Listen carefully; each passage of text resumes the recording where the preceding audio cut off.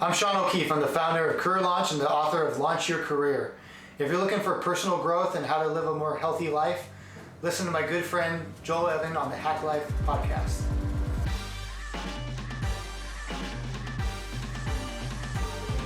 Hey, what's up? Joel Evan here, host of the Hack Life podcast and weight loss coach for busy men. I'm excited to tell you I just dropped an 8-week program dedicated to motivated and busy men who want to lose weight. Let's face it, guys, when you lose weight, you feel more confident and you have higher self-esteem and you go out and you crush the world. You crush your goals and you start living your higher purpose. So if you're interested, DM me at Joel Evan Coaching or email me below, info@joelevancoaching.com. All right, I'm here with Sean O'Keefe, founder of the Career Launch Method and newly published author of the highly acclaimed book, Launch Your Career. Sean, welcome to the show, man. Hey, it's great to be back. I remember I was one of your first podcasts, I don't know, maybe a year and a half ago. And so congrats to you. I've seen you really scale and build this, and it's been amazing to watch. So thanks for having me back. Yeah, man. On that note, it was like a year and a half ago. You were, I think, episode number 2. It's crazy. Yeah, I mean, thinking back, just where we're at, and you really helped me launch the podcast and get things going. And I was, looking for amazing guests, people that were changing the world and impacting and doing things. Everybody that I interview on the podcast, I want to interview people that are being disruptive in the industry. And you're one of them, as well as a close friend. And so it was pretty easy to have you on the podcast. And now we got you back, and we're going to talk a lot about, where you've grown in the last year and a half with your business, Career Launch, and really helping students find their dream job is the way I think about it. And what's changed, especially now, hey, we're just getting out of a pandemic. And so it'll be interesting to kind of talk about things. But one of the things I wanted to ask you, like right out the gate, is I just finished reading your book, and you have these amazing like pillars and concepts, these kind of core concepts that you talk about in the book. And one of the things you talk about is this Japanese concept. I think it's Japanese. It's ikigai. Mm-hmm. And you talk about how the students should really hone in this concept of ikigai, and I'll let you explain it better than I will, but like this vocation, this mission, this core that drives you. And then you later at the end of the book talk about your ikigai and what was driving you to launch this business. But you took a $200,000 not pay cut, but I guess you could say you took a $200,000 pay cut to launch this business. So talk to us about this concept of ikigai and giving up a $200,000 a year job to make this happen. Yeah, so ikigai it talks about your vocation, your meaning, what your purpose of how you should be spending your time related to career. Now, there are some people who go their entire life and they never realize what their ikigai is. Very few people, I would say, know their meaning, their purpose before the age of 20. Yeah. And then there's other people, like I said, who go their entire lives who don't figure it out. I was lucky enough to figure it out at the age of 30. Yeah. And so when I figured it out and I understood that teaching and coaching college students was, and then, helping other professionals teach and coach college students was how I could provide the best impact. And when I say impact, I really think about being of service to others. Yeah. Yes, you have to make enough money to put food on the table, but I believe that life is not just about where you are and what you have. It's what you do with what you have. And I saw the opportunity to help others through helping college students, either directly or, more importantly now with the social enterprise Career Launch, by helping others at other universities and colleges and nonprofit organizations help their students and scholars succeed. Really cool. And then when you said at age 30 you found your ikigai, how did you find it? Was it was it a mentor? Was it a book? Was it something? What was the moment that you realized, like, oh my God, like this is what I'm driven to do? Yeah. It's for most people it's a collection of data points over a long period of time. When I talked on the first podcast, I shared my story about how my life was changed as a college student because of a professor and a supervisor I had at a part-time job. Those two people really influenced me and led me to get 3 competitive internships in the hidden job market. Well, 2 of which were in the hidden job market, and then a full-time job, right? And those were the jobs that I really wanted. And I didn't have the best GPA, and I didn't have any connections through family or friends, but I developed, I created social capital from scratch. Yeah. And so, but at that time, I didn't know my ikigai, my meaning, my calling, my vocation. I just, because I didn't know what it was, I just thought it'd be great to get a job that I would enjoy. So for me, being a former, high school athlete, not even a college athlete, but working in professional sports would be fun. It wasn't my ikigai, but I just thought it would be a job that I would enjoy. And so that's why I challenged myself to go after those jobs. And luckily enough, I was able to get internships and then a full-time job after graduation. So then as I went through my 20s, I realized working in professional sports that I didn't want to do that the rest of my life. It wasn't what I was meant to do. And I didn't know what was next, but I felt like I had to be more employable. So that's when I went back to school to get my MBA from the age of 25 to 28. So I was still working full-time. I did a part-time program. And it was the best decision I ever made. I was able to upskill, meet new people, learn, and really get more discernment on what I want to do. And at that time, I still didn't know my meaning, so I just wanted to be in a leadership role at an organization so I could be of service to others. Yeah. And then, as I shared on the first podcast, I had this amazing luck, I guess. It was fortuitous. It was serendipitous. This plane flight where I had a conversation with the dean of the business school, and that led to me teaching as an adjunct. And when I started teaching as an adjunct, the third night of class, I just had this feeling come over my body like, this is the kind of stuff I should be doing with my life. This is my ikigai. Yeah. But that didn't happen until the age of 30. Yeah. I love the story too with the guy on the airplane and how he like miffed you. He like totally just kind of like, how did someone like you get a job with the A's, right? Doing sales. You're like, what?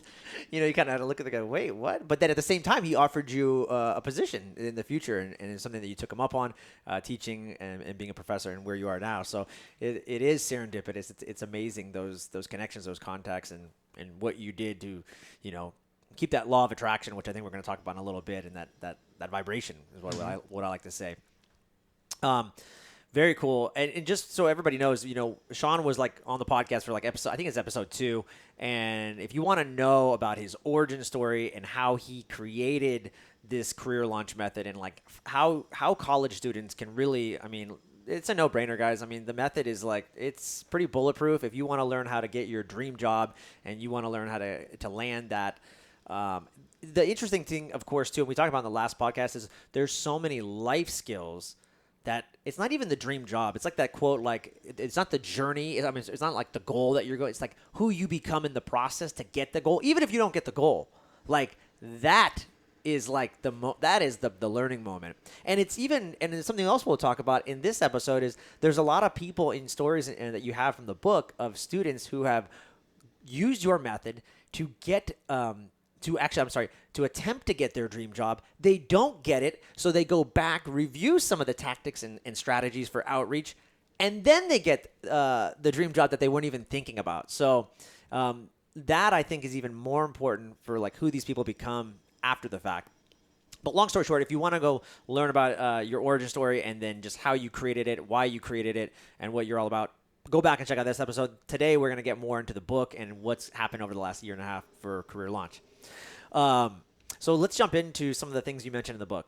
You talk about how students, they need to be proactive in their approach. And so I'm curious, what are students doing wrong? Then are they not typically proactive? Yes, that is correct. So there's research that says 90% of students spend 90% of their time looking for jobs and internships by searching online job boards. And that is just one source of jobs and internships. And actually, there's another statistic that's heavily promoted in higher education, and we talk about several times in the book because most students don't know this, that 80% of jobs, 80% of all jobs and internships are never posted on an online job board. 80%. Yes, only That's 20. Crazy. So what that means, if you take LinkedIn and Indeed and CareerBuilder.com and any kind of college or school job board, and you add all those up together, that's only 20%. Yeah. And so most students don't even, one, know that there's a hidden job market, hidden internship market, And if they do, they don't know how to tap into it.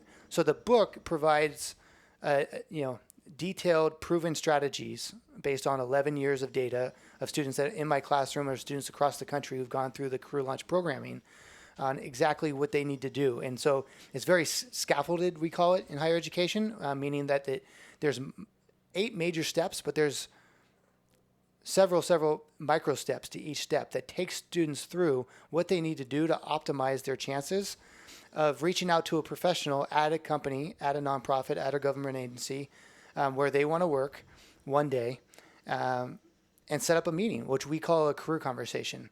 In higher education, it's the common term is informational interview. A few years ago, we changed the terminology and we looked at the data.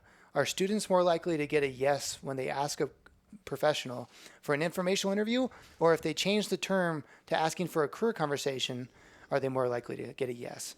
And the data is significantly higher when students change the term informational interview to career conversation. And we've done some qualitative research on this, both with students and with the professionals who have met with our students. And students tell us that just hearing the word interview gets them all nervous. Yeah. And then the professionals say when they see the word informational interview, either in an email or maybe a LinkedIn message or on a voicemail, whatever the outreach may be, that even though they see the word informational in front of it, it still causes them pause. And so changing to career conversation, it sounds more informal. It's the students are less nervous, and the professionals are more likely to say yes. So that's been a huge win since we were last on your show. That just happened over the last kind of year and a half then, or yes. so. Wow. That's fascinating. It's always amazing to me, like just the little nuances, right, that make success like that. It's like that, or even like Tony Robbins says, like, right, the best athletes in the world, like you're the Golden State Warriors, you're the best in the world. Like, what separates you from the next team? It's like it's mental. It's like 1%, but like that could be that little 1% that changes it. And it's interesting because if you ask me like for an informational interview, I think, yeah, you're right. It's like, I don't want to be interviewed. That seems like work, dude. Whereas conversation, like, oh yeah, let's have a conversation. That seems, you know. Just imagine this, Joel. Imagine I'm your typical college student, and I'm able to track down your email, which there's several places that are free and ethical to do so, and we teach students in the book exactly how to go about that. But imagine I'm a student at a local college. It doesn't have to be local, but for this hypothetical, let's just say it's local. Yeah. And the subject line of my emails is just kind of says the name of my college. I don't say that I'm a student. I don't say coffee chat ? I don't say the term career conversation or informational interview. And then I write a email that is tailored, and it identifies that I know kind of where you went to school, what your first job was, what you're doing now, without being too long-winded, because that's important. Yeah. You got to be concise. Yeah. But you also want to make sure the person feels like you didn't just copy and paste something that you sent to somebody else. And I ask you, I flatter you a little bit, and I ask you for a 20-minute Love that. video chat. Yeah. Assuming all things being equal, don't you think you would say yes to that? Yeah, as long as I can make the time for it, absolutely. Right. And I think, the big thing for me is that what the feeling for me is I know where I came from. I know what it took to get me to the steps. And I like helping people that are hungry, first of all, that are getting after it and that are doing different approaches. I respect the hunger. I respect the process. Like I love people that are getting after it. And if you're showing me you're getting after it, then I want to help you. So that's the way I go. So yeah. Yeah, and it's the little things. All these micro steps, you add them all up, and it makes a huge difference. I mean, the success rate of getting the yes is really high compared to like benchmarking studies that we do. So when we do our qualitative research and we have conversations with professionals and we ask them what it was like to get outreach from a student who they never met, and we call that cold outreach. Yeah. Warm outreach would be reaching out to someone that you know or lightly know. Yeah. But the career launch method can be applied to a warm network, but a lot of people who read the book, go through our co-curricular programming, go through the career launch programming in a classroom setting, et cetera, they're like me. They don't have connections to the jobs that they want. And so they have to cold network because that's all that's available to them. So one of the things that we found is that having an email signature is really, really I important. thought that was really cool. Yeah, talk about that. Yeah. So if someone reaches out to you and you've never met the student, the first thing you want to know is that they are who they say they are. Yeah. So you're probably going to do one of two things. One is you're going to look at the email address and to see if it came from a .edu, right? So if it's a college student and they're sending you an email, the college student, and we put this in the book, of course, needs to send the email from their college email address, not from their Gmail or their Hotmail or whatever email address they use. Who's using Hotmail? I don't know. I don't know why I said that. No, but there people are. Anytime I see someone that has a Hotmail address, I was like, "What are you doing? What's wrong? Is everything okay in your life?" Yeah. Anyways. So that's one of the two things they'll do. The other thing they'll do is if you have a LinkedIn URL in your signature line, they will click on that, and they'll want to take a look and see that you are who you say you are. Yeah, on a that makes third-party site, so that you have your name attached to a .edu email address, and then you have an email signature, and the bottom of the email signature is your LinkedIn URL. So they get this feeling of comfort, like, okay, this email is coming from a college student. They took, they obviously spent time researching a little bit of who I was. Because imagine if I said something like, "Hey, I understand that you're building a business. You have this podcast. You have expertise in martial arts. Your expertise in defense tactics, right? You've been in public service, and you're gonna feel like, oh, okay, Yeah. and then you can see the student, is a student at the school that they say they're going to. It makes it really easy for the professional to say yes. Yeah. I think that and probably having a photo of themselves, right? It's like, oh, you're a human being. Like I see you. I can relate to you. Like you have a face. Like, I mean, it sounds silly, but it's no, true. it's important. Yeah. Right. Yeah. Yep. Exactly. And so the photo that's on your LinkedIn profiles, so all the students out there listening, should in your email signature, you should also have a photo, and it should be the same photo on your LinkedIn profile that's on your email signature, so that way there's consistency. Yeah, and something that I like that you said in the book is you talk about building a personal brand. I love that because, when you that's what you're doing. I mean, we talk about those little things, like those little factors, those 1% and like what makes the difference. It's like, yeah, when like that little email signature, not everybody's doing that. And so when I see one email come across my desk and another one, I see yours, it's like, there's that little psychological nuance. Like, this guy's a leg up. This guy's doing something different. I'm curious about him. He's interesting. I mean, that's interesting, right? Yeah, and so that reminds me of the subject line. So there's a concept called gating in business. yeah. Sometimes you have to get people through a gate to get them to be able to ask, get your final request. And you got to get little yeses to sometimes get what they call the big yes. So the goal is to get a conversation with a professional. But the first gate that you got to get someone through if you're sending a cold email is to make sure that the email gets opened before it gets deleted. Right. Because there's professionals. We've all been in a situation where we have back-to-back meetings. And we might not check our phone or check our email for three and a half hours, something like that. And then when we check our email, we might have 40 emails come in, right? Maybe it's 28. Different people have different volumes of emails. But let's just say there's 28 emails after a 3.5 hour period of back-to-back meetings. And one of those emails is from the student. Well, if you catch someone at the wrong time, they might, it's human nature if you have 28 emails to think about, okay, which ones do I delete are garbage? And then which ones do I need to take care of right away that are urgent? And the other ones I'll get to later. So, if the subject line was too transparent about saying, I want to meet with you, and you catch someone at the wrong time, they might just delete it without actually opening it and reading it, and they don't know that you took the time to customize it and be thoughtful in what you say, and then of course having the signature line. Yeah, that makes sense. Why? I'm thinking, why aren't more students doing this? Is it that they don't know how, or do you think, I'm curious, do you think it's based on fear? That they're scared to do this outreach, or they're scared, like, I don't know what this professional is going to say to me. You know what? He doesn't want to waste his time with me. I don't want to waste this guy's time. Or do you think it's more of like a tactical, like, I just don't even know how to like phrase this? Yeah, well, there's two things. I'm going to talk about it from the student side, and then I want to talk about it from higher education or from the professional side. Yeah. And so from the student side, there's two main reasons that they hesitate. One is they think they're not good enough.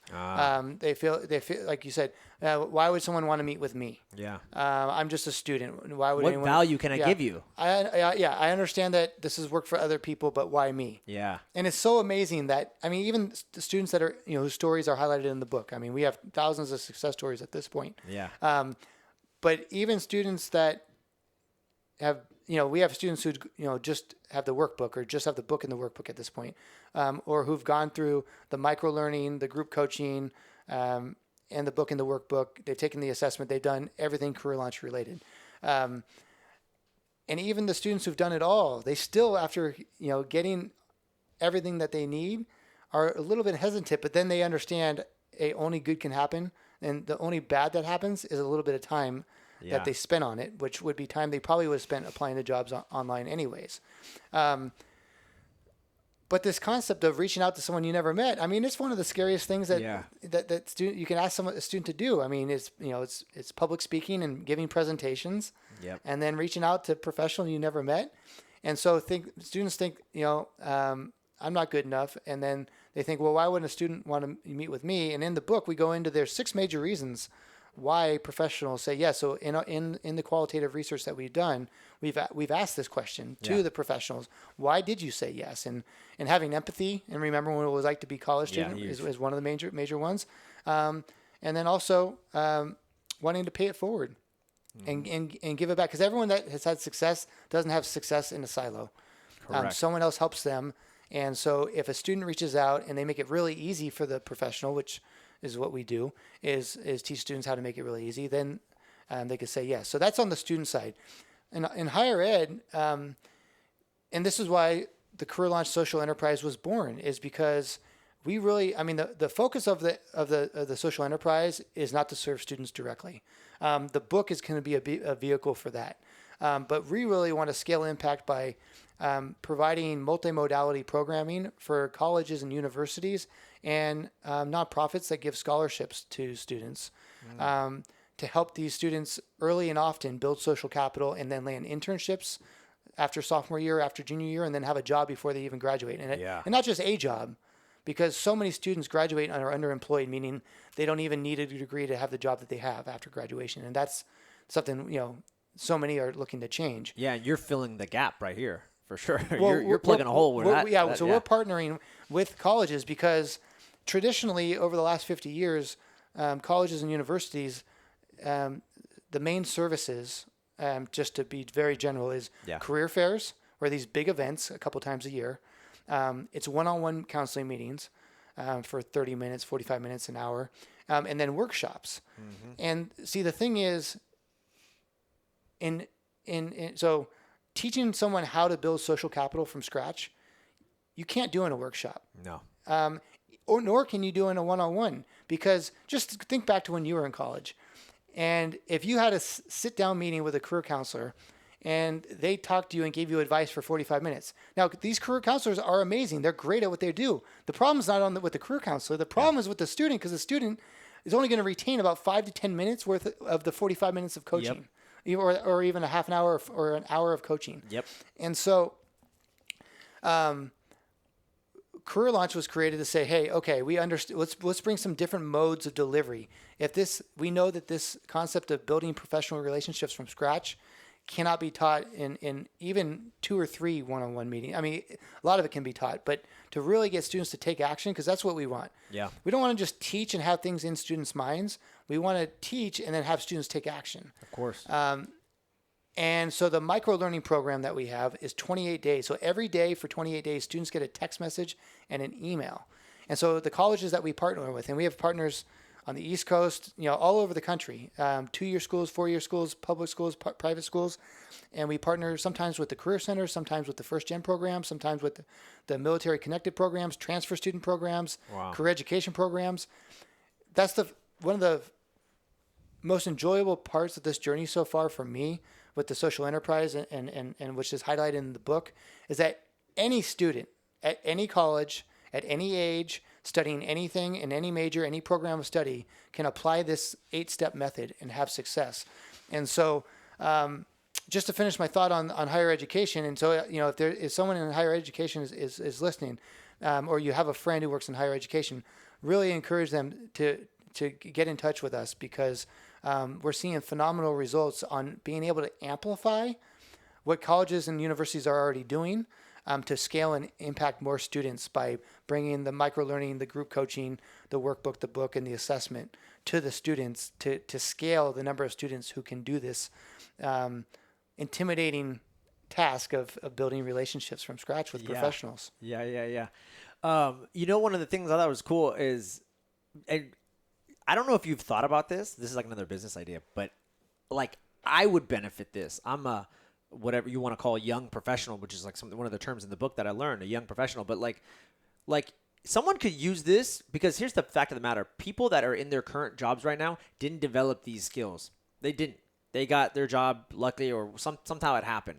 It is what it is, and now they want to change careers. Like I think there's a huge market out of there. I don't know what you think about it, but I got a lot out of the book. And as someone who reaches out to people on a regular basis to get on my podcast or something like that, like there's a ton of things that I got out of it that is just as far as the outreach stuff that I didn't know. So, I mean, this book could be, I don't know if is there a spinoff, or do you already have something going on? You can't tell me. No, nothing Okay. in the works there right Okay. now, but you're not the first person who's made that comment. We understand.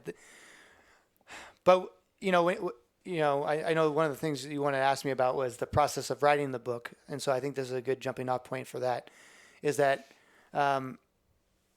because I teach at a university, and I have 11 years of teaching this to college students. Yes, it could work for high school students, and yes, it works for alumni, young professionals. Yeah. And it could even work for people later in life doing a career transition. Mm-hmm. But we really wanted to dive into this concept of what we call playing the student card. Yeah. And so, because that is something that I talk a lot about in the social enterprise, Yes. and with our partners at other universities, and in my own classroom with students. And it's so powerful to talk to students about how being a student, contrary to what most students think of being a deficit, Yes. is actually an asset. Yeah. And so Eric Thomas is one of my favorite motivational speakers, and he has this quote that I really love. He talks about, you have to take advantage of the opportunity of a lifetime in the lifetime of the opportunity. And so when we talk about this playing the student card, we talk about, hey, you're only a student for a certain amount of time. Once you graduate, once you complete, if you're working on a certificate, once you're not a student anymore, you can't play the student card. Yes, you can play the young alumni card or the recent grad card, and that can work too. Yeah. You give some good examples in the book on that, by the way. Yeah. Yes, but being a student is even more powerful, because all things being equal, society likes to help students more than non-students. You can still apply this if you're not a student, if you're a young professional, you're out of school. And because of my higher ed background in my work in the classroom, at least with this first book, we wanted to focus on students. And because of the social enterprise, all of our partnerships are with college universities and scholarship programs that we wanted to kind of be more niche in our approach. No, it makes total sense. I'm just letting people know, like, as a person who, like, I have my job. Like, I'm not somebody who is a student that could play the student card, but I got a lot out of the book, and there's a lot of things that I'm just saying anybody can use this information. It's not just the student. Of course, the students, this is geared to the students. If you're a student, you should have this book, because I know, and I talk about it too. When I graduated high school, in the last episode when I graduated high school, when I graduated college, I was way ill-informed. I graduated and had nothing planned, and I was just left with like, oh, well, what's next? And I had no idea. I went to the career counselor, like you said. That got me. It was helpful, but it didn't get me nowhere near where I wanted to be, like in the career that I wanted to get. It gave me some ideas. It was a good starting jump-off point, but it wasn't enough to take me to the finish line. Yeah, and so everyone that's out there that is not a student, the concepts in step 7 and 8, and this would every major chapter starts with a student story, who's either been through the career launch programming co-curricularly at another university, or some of my students at Santa Clara University, which is my home school. And in step 7 is Andrew, and step 8 is Ivana. And in both those cases, what we teach, step 7 is effective follow-up, And step 8 is how to be persevere when you're in formal interviews. And so well, that was something I want to talk about. A follow-up. That's something I'm not good at. But when I'm reading your stories and the testimonials, it made me realize that effective follow-up is just as important as the personal brand, as the email outreach, as everything else. Is it not, in your opinion, or what do you think? I'm curious. Yeah. So because I didn't realize my ikigai, my vocation, until the age of 30. It's okay. We forgive you. Prior to that, I was in private industry, and I was lucky enough to get into a managerial position at the age of 23 or early 24. Wow. And so I had responsibility for, hiring and firing. And as a hiring manager, I realized when you're hiring interns and entry-level positions and recent college grads, the difference and the delta between candidates is so small. And even when there is a difference, a student's follow-up to show that they really want the job can be a difference maker. Yeah. And this isn't just my opinion. NACE, the National Association of Colleges and Employers, and several other research entities have proven this, that follow-up is really, really important to get a job. And so many students either aren't aware of that, or if they are aware of it, they don't know how to do it right. Yeah. So of course you should send a thank you email within 24 hours of interviewing, right? Whether it's a formal interview or a career conversation, you should send a form. And in the book, we go into detail about why you should send that email between 6 and 7 a.m. Yes. the next morning. There's a lot of benefits, and I guess I'll go into just a little bit right now for your listeners, and viewers. When you send an email the next morning, so I guess let me say this: if you have an interview at 9 a.m. or 10 a.m. and they're going to be making a decision later that day, you don't want to wait till the next morning. Right. But in any situation where it's not urgent, waiting until the next day and sending an email early in the morning, one is it shows that you're an early riser. And if you're a college student, the stereotype of college students across the country is that you're not an early riser. Yeah. And so that's one thing. Two is that, there's a concept in business and in professionalism that if you can, if there's a big decision to make or something that's important, it's always a good idea to sleep on it, right? And so in this case, following up with a professional is a big deal. So if you can sleep on it, send the email the next day, and early in the morning, there's a lot of benefits you can get just in terms of your personal brand by sending the email early the next morning. Yeah. But even if students send the thank you email, they don't think about what they can do in the weeks and months ahead. Maybe not months ahead if it's a formal job interview, because they're going to make it. Well, some interviews, play out over a month or 2 or 3, depending on the industry. But there are several micro steps that we go into in step 7 that teaches students and anyone, because it really these concepts specifically in step 7 and step 8 is not just for students. To your point earlier, and so Andrew's story is he does all he does the right follow up, and he doesn't. He ends up not getting a job. He has a career conversation that turns into a job interview, goes through multiple interviews, doesn't get the position. So one of the things we teach is, he followed all the steps right, and then after he learned he got a hard no, he sent an email asking for feedback on what he could do to improve in the future. Yeah. Now you wouldn't want to ask for feedback when you're still in the interview process. So there's an important distinction there for everyone listening, is that, but once you get a hard no, then it's okay to follow up with some of the main people that you talk with and ask for feedback. So he does this, and he does this at a very prominent organization that has offices throughout the country. And the professional he sent the follow-up email to asking for feedback said, "You know what, Andrew? In my 20 plus years of being in a hiring manager position, I can count on I forget one hand or two hand, the number of, college graduates or recent college grads or, soon to be college graduates that have asked me for feedback on what they can do to get better. Thank you." And Andrew got a response saying, "Thank you for your email. And here are some things you can do. And I really like to see you end up getting a job here. It just didn't happen to work out in my fit. Would you like me to pass along your name and your resume to a coworker in another organization, another department within the same organization, within the same company?" Yes. And of course, Andrew says yes, gets an interview with this this professional's friend in a different department within the same company, and 2 weeks later has a full-time job offer. Yep. It's incredible. And then Ivana's story is that she had a career conversation. Yeah. So step one of the career launch method is discernment and figuring out the top 10 organizations, government agencies, companies that you'd like to work for.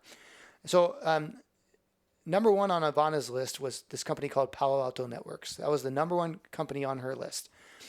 And she set up a career conversation with someone who worked there. The career conversation went really well. And, students, not every time, but a lot of times they'll make a relationship and they'll be invited to stay in touch. And we talk about how to do that and how to stay in touch appropriately.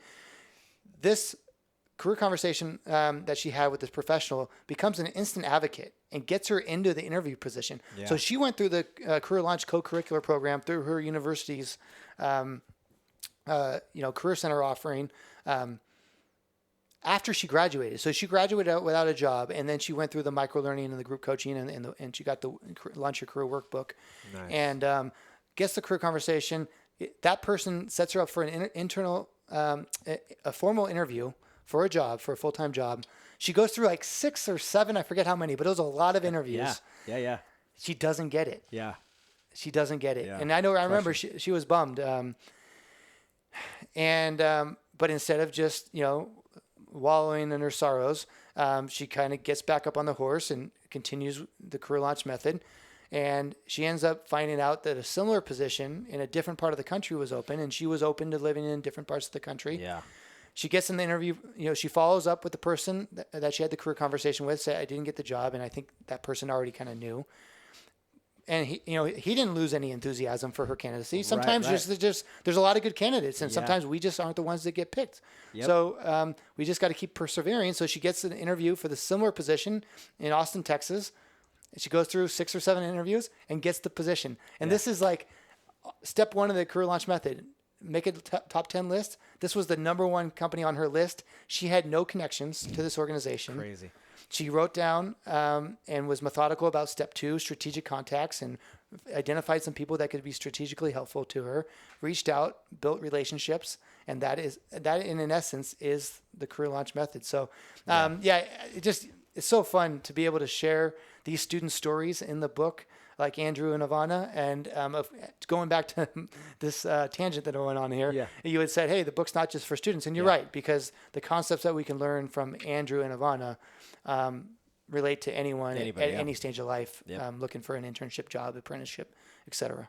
Yeah, the story with Ivana, I love that story. That was one that really resonated with me. I'm like, wow, it was like 8 interviews, and you could just tell like she really wanted this job, and they liked her too. It wasn't, she went round after round after round, and then didn't get it. You can, you're just like, but then she like pauses, gets back on the horse, like you said.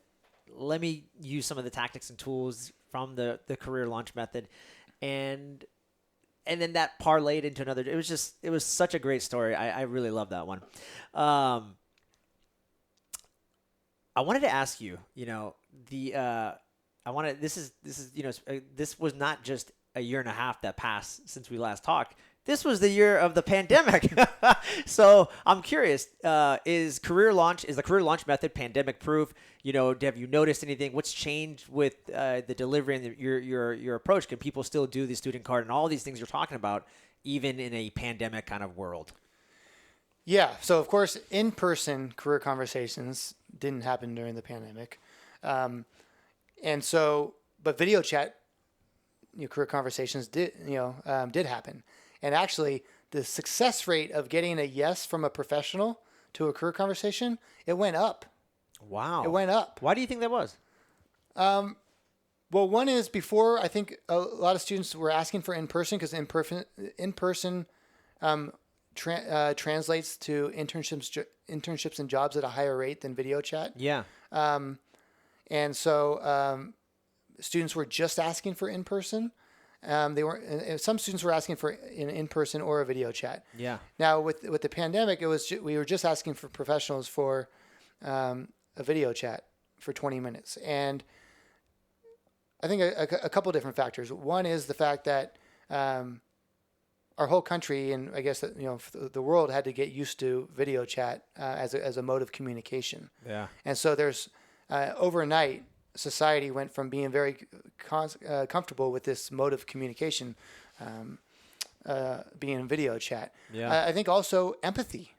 Yeah. Professionals, they think about, man, when I was in college,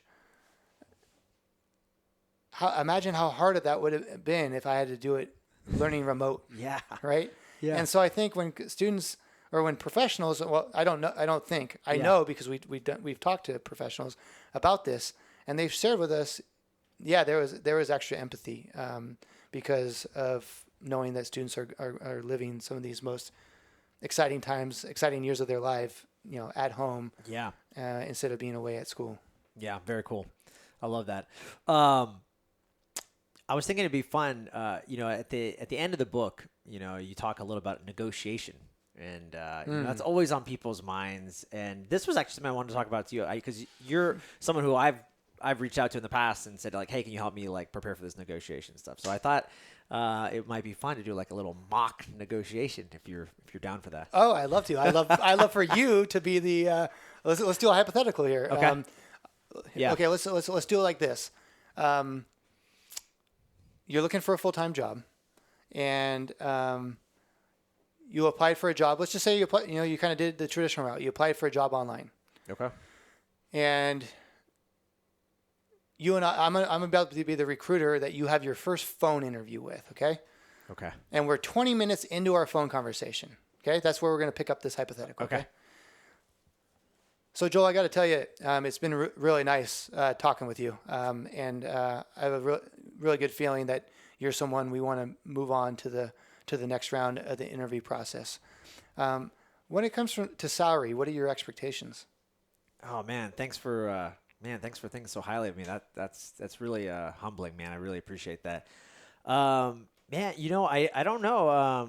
For salary, I haven't really thought about it. I mean, my last job I was making $50,000. So what's a typical entry level position here start at career launch? I don't know. It depends on it depends on experience and qualifications. Oh, okay. Yeah. Okay. Cool. Right on. I mean, I think I'm pretty qualified. I think I would add a lot of value to the organization. As we talked on the phone earlier, I'm pretty excited. I've done this, and this, and I think I'd add a lot of value. So, I'm excited to get started and help contribute to the organization. Like I said, to the fullest. I can appreciate that. Thanks for sharing.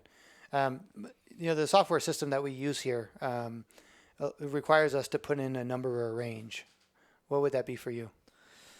Oh man. I know like the going rate for most college students, I think nowadays is like, 60 to like 80,000. So I think I was thinking like somewhere in that range is probably good. Okay. Thank you for sharing. All right. So that's the end of our hypothetical. Okay. Yeah. And I would say you did better than, and you've read the book, so you had a little bit of insight. Yeah. That's honestly, I answered how I think that's how I would have responded. Okay. I have read the book, and there's actually some techniques I think I would have done better now that I know read the book. But I answered honest. That was an honest way of like probably what I would have thought especially as a college student. That's what I would have said. Okay. Yeah. Yeah. So one of the things that's really important is to not give a number or a range.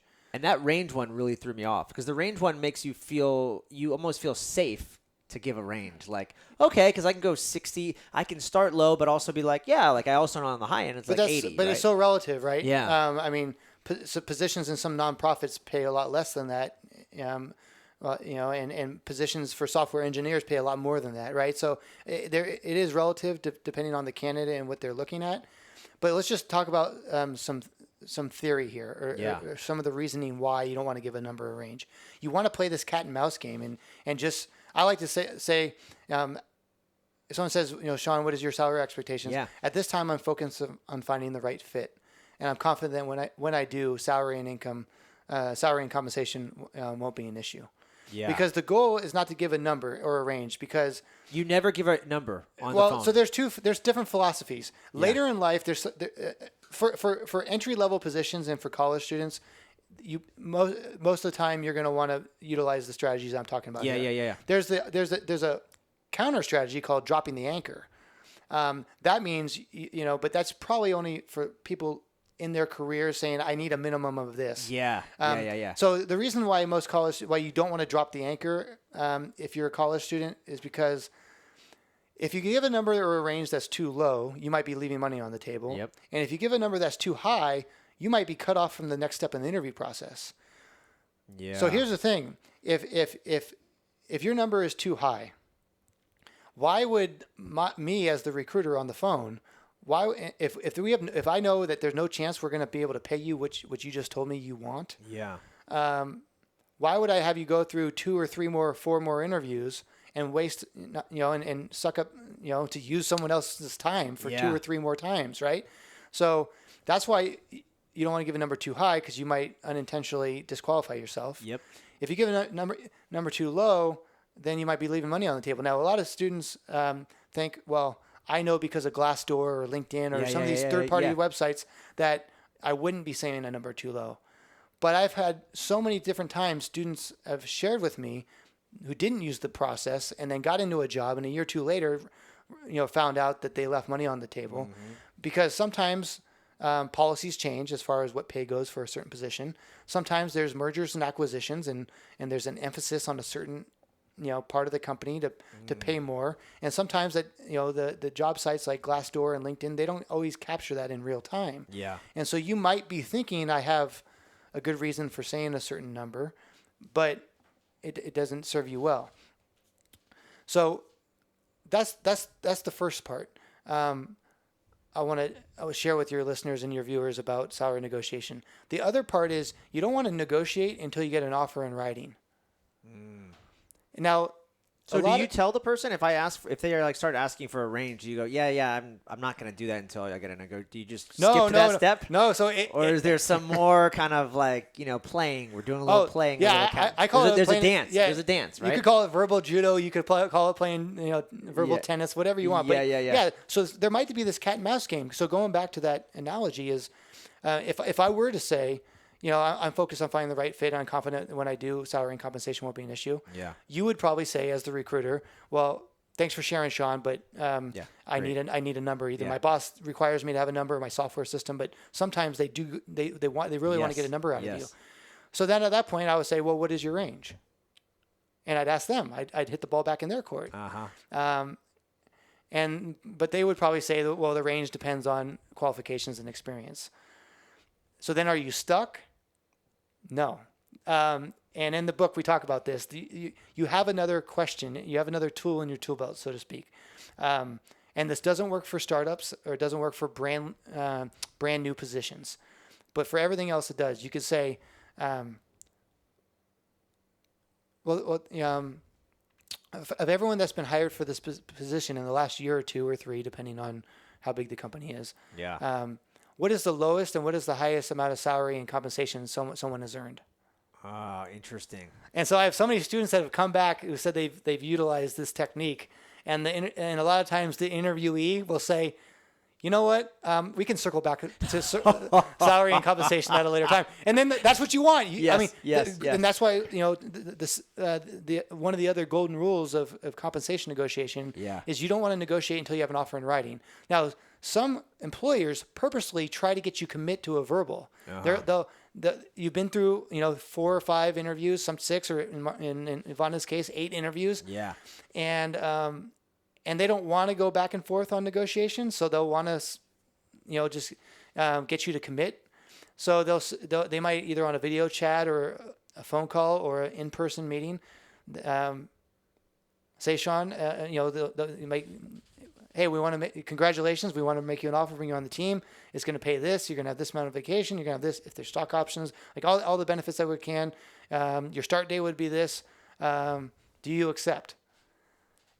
And you might have every fiber in your body wanting to say, yes, I accept. Do you know how much I've been stressing about wanting to get a job and get a job here? And but what we highly recommend you do is you convey yes, but you don't say the word yes. You say something to the effect of, "Oh, this sounds amazing. I'm really excited. I'm really excited about joining the team." I assume everything that you just mentioned, you'll be putting, you'll be sending over in an email in written form. And then 100% of the time, the employer will say yes. I've never heard of someone's giving someone a verbal offer and saying, "No, we won't send you a written offer." But that way, you say, "Yes, this sounds great." No, you don't say, "Yes, this sounds great." You say, "This sounds great. I'm really excited to join the team. Can you send it over in writing?" And you could even say, "Hey, my professors, coaches, mentors, have always told me that on big decisions like this, it's always good to look at something in writing and sleep on it. Will you be sending it over in writing?" And they'll say, "Of course." But that, once you get it in writing, now for the first time, as in this process of being the applicant versus the employer, the applicant has some power. Yeah. So power, sometimes the word power gets people tripped up. Power in of itself is not good or bad. Power is power. Yeah. In this concept of compensation negotiation, as the applicant, you only have power once you get an offer in writing. And so once you get in writing, then you can send over an email saying, "Thanks for sending this. I'll take it over. I'll look it over." And then the next day, you probably want to say, "Hey, I have some questions. Can we get on a phone call or video chat or stop by the office or something like that?" And then you probably want to think of a question or two that doesn't have to do with salary. And then when it comes time to inquiring about salary or the benefits compensation, because there's a lot of things that can be negotiable, which we talk about in this bonus chapter of the book. The most cool, calm, collected way to negotiate compensation or salary is simply saying, "With regards to salary, is there any flexibility?" Is there any flexibility when with regards to the stock option vesting schedule, in regards to whatever you want to negotiate? Is there any flexibility? If they say no, then you can still sign and say, "Okay, great. Well, but if they say yes, a lot of times it's not a yes, or it's a yes or maybe. I can see. Let me check with my boss, or check with the hiring manager, or what do you have in mind? And then you have to be prepared to answer that. Yeah. But there's so much research that says, this is another one of those things, kind of like doing cold networking. It can be very intimidating and stressful, but there's so much good that comes out of it, because there's research that says even if you get a no, but you ask and you do it in a professional way of saying, like, "Is there any flexibility?" Even if you get a no, you're seen as a future leader. Yeah. Because one of the tenets of leadership is being able to have difficult conversations professionally. And one of the most difficult conversations to have is salary negotiation. Like, most people avoid it. Yeah. But so if you do, and even if you get a no, it still makes you look good from your personal brand standpoint. Yeah. Yeah, that's so interesting. Yeah, and I like what you said about like control and power, and it's like it's one of those, you talk about the students in the beginning when they're even going out and they're reaching out to people and they're trying to get these internships or these conversations started. They feel like they're nothing, right? I don't have control. I have no power. This is very difficult. And the same thing then you make it to the finish line, and now it's time to do salary negotiation. You're like, you're the boss. I have no power. But there's this kind of dance or judo, however you want to say it, that you actually kind of reclaiming that power. And it's so fascinating. Mm-hmm. Really cool. I want to wrap things up. But before I do, is there anything that, I didn't ask you that you wish I had? That's a great question. Thank you.